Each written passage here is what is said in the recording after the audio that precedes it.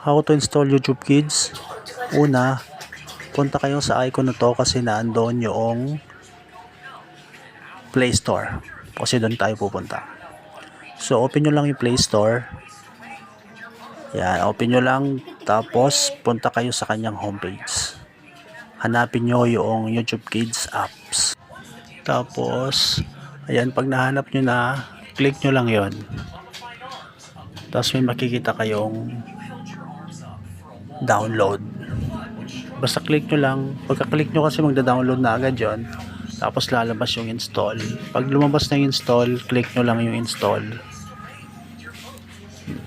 Tapos, hintayin nyo lang matapos. Madali lang naman yan pag mabilis yung internet nyo. Then, ayan na. Yung YouTube Kids na install nyo na. Pwede nyo nang i-open yung YouTube Kids nyo. Okay. Ganyan lang kasimple. Tapos open nyo na. Dahil na-download na, nandun na yan sa inyong, ayan, nandun na yung download. Ganyan lang kasimple ang pagda-download, pag-install ng YouTube Kids. Thank you very much for watching.